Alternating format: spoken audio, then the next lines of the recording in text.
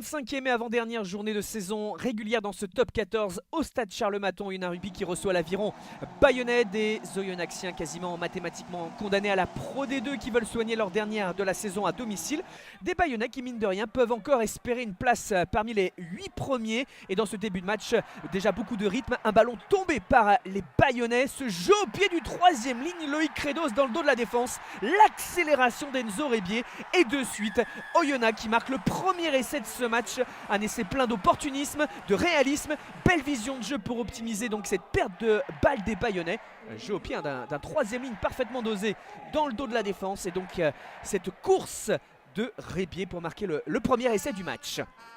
Transformation réussie par Bourreau, mais quelques instants plus tard, Bayonne réagit à son tour avec Facundo Bosch qui conduit ce ballon porté après le ballon capté dans les airs par Paulos sur cette pénale touche.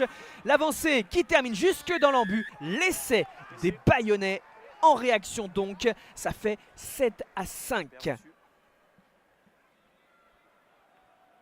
Pas le temps de respirer dans ce début de partie, hein.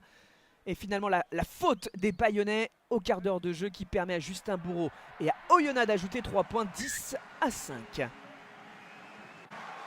On bascule à la demi-heure, cette fois-ci avec cette pression mise sur cette pénalité jouée à la main dans les 5 derniers mètres. La remise de Teddy Durand, Loïc Godener qui tend le bras et marque à son tour le deuxième essai d'Oyonnax.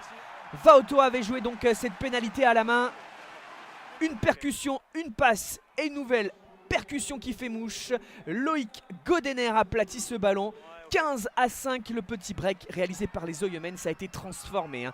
On bascule en seconde période avec cette fois-ci cette touche.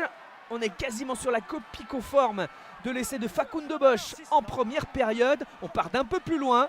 Ça progresse de la même manière et la finition est la même. Un nouvel essai pour Bayonne. Facundo Bosch pour le doublé.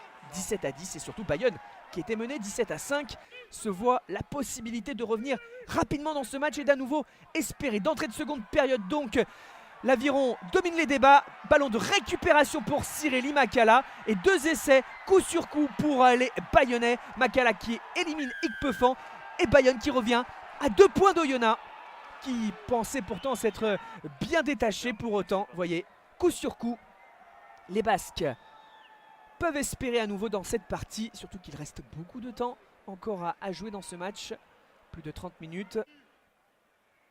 17-15, ça n'a pas été transformé et le pied de Miotti pour ajouter 3 points sur pénalité. Par contre à l'heure de jeu ça fait 20-15.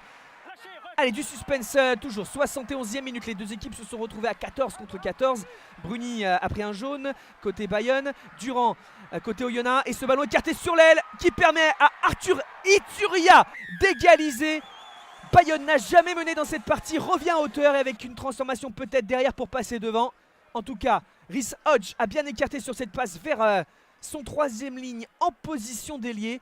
Pas de transformation par contre, donc 20-20, moins de 10 minutes à faire et tout reste possible. Surtout que Bayonne est à l'attaque, peut-être pour aller chercher la gagne. Non, c'est un ballon tombé. Oh, l'accélération de Gavin Stark, incroyable, dans le dos de la défense bayonnaise qui va récupérer ce ballon, le maîtriser, servir Enzo Rebier. Et à la 80e minute, le doublé pour Enzo Rebier et Oyonnax qui va chercher la victoire sur le fil devant son public pour sa dernière de la saison à domicile.